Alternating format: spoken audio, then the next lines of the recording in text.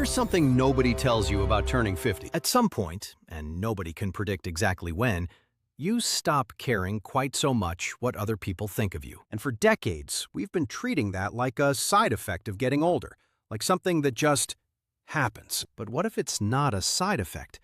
What if it's the whole point? Carl Jung, one of the most important psychologists of the 20th century, spent the second half of his career arguing that the real work of a human life doesn't begin until midlife, that everything before 50 is, in a sense, preparation. Today, we're going to unpack what he meant and why his ideas map almost perfectly onto what modern brain science is now discovering about the midlife brain. Because here's what I want you to take away.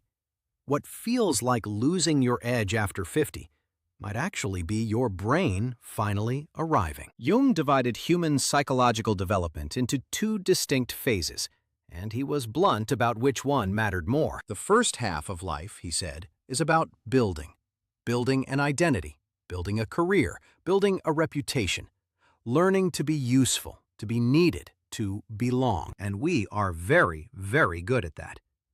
Most of us spend our 20s, 30s, and 40s constructing what Jung called the persona, the face we show the world, the responsible one, the capable one, the one who always shows up. But here's the problem with a persona.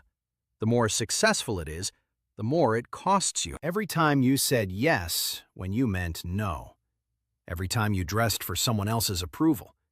Every time you swallowed what you actually thought because the room wasn't ready to hear it. You were feeding the persona and quietly starving something else. Jung called that something else the self, capital S. Not your ego, not your social role, but the deeper, truer core of who you actually are. And the work of the second half of life? His word for it was individuation. The process of becoming more fully, more authentically yourself. Not by adding more layers, but by peeling them back. Now, here's where it gets fascinating for those of us who like a little science with our philosophy. Research in neuroscience has actually started to catch up with what Jung was describing intuitively. In a landmark study published in the journal Nature Human Behavior, researchers tracking adults across decades found that a specific personality trait, called neuroticism, which is essentially the tendency to monitor social threat and worry about what others think, naturally and measurably declines across the lifespan, with the steepest drop occurring between the ages of 50 and 70. This isn't people giving up. This is the brain recalibrating, deliberately deprioritizing the energy it once spent scanning for social approval. And there's a neurological reason for this. The amygdala, your brain's threat detection center, becomes measurably less reactive to negative social stimuli as we age. It's not that you stop caring about people, it's that the hair-trigger, threat-scanning version of social anxiety that cost you so much energy in your younger decades begins to quiet down. Researchers at Stony Brook University asked thousands of adults to rate their emotional well-being across their lifespan. What they found was striking. Emotional suffering, anxiety, worry, anger, peaks in our 40s and then declines consistently, reaching its lowest levels in our 60s and 70s. They called it the U-curve of happiness. Midlife is the bottom of the U, but after 50, the curve turns upward. Your brain isn't declining. For many of the things that actually matter, emotional regulation, perspective, the ability to tolerate uncertainty, it's getting better. Jung had a concept he called the puella aeterna in women and the puer aeternus in men, the eternal youth. In its troubled form, this is the person who never quite grew up. Charming, creative, but always living provisionally, always waiting for their real life to begin. But Jung described another version, one that's less talked about. The person who grew up so completely, so responsibly, so relentlessly, who built such an airtight structure of usefulness around themselves that their deeper, freer self didn't die. It just learned to be quiet, patient, waiting. Does that resonate? I want to be clear about something, because our culture tends to pathologize any midlife change in behavior. When a 58-year-old woman changes careers to pursue something she loves, we call it a midlife crisis. When a 62-year-old man sells the house and moves somewhere that makes him feel alive, we raise our eyebrows. When someone stops performing politeness they don't feel and starts saying what they actually think, people get uncomfortable. Jung would say, that's not regression, that's individuation.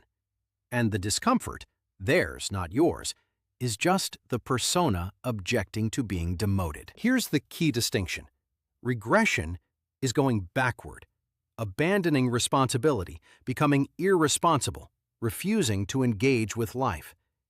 Individuation is going deeper, taking full responsibility for who you actually are, rather than continuing to be who everyone else needed you to be. One is avoidance, the other is arrival, and the research backs this up. Studies on what psychologists call ego integrity, a term coined by Erik Erikson, show that adults who successfully move through this individuation process in their 50s and 60s report higher life satisfaction, stronger immune function, better cognitive resilience, and lower rates of depression. The brain, it turns out, rewards authenticity. So what does this actually look like in your week? How do you start? Jung didn't prescribe a 5-step program. He said, pay attention to what pulls you, the thing you keep meaning to get back to, the activity that felt alive before life got loud. This week, I want you to do one thing. Just one. Write down 3 activities, interests, or ways of being that you abandoned somewhere between 25 and 45. Not because you stopped wanting them, but because they didn't fit the persona you were building. Not a bucket list, not a plan, just a remembering. Because individuation doesn't begin with a grand gesture. It begins with recognition, with saying, oh, that's still me. The research on autobiographical reasoning, how we make sense of our own life stories, shows that people who can connect their past self to their present self in a coherent, compassionate narrative have better psychological health outcomes across the board. Remembering who you were before you were useful to everyone is not nostalgia. It's neuroscience. If you've spent decades building a life around being needed, good. That mattered. But the scaffolding was never supposed to be the building. The second half of life isn't a slow wind down. According to Jung, and increasingly according to the science, it's the most interesting chapter.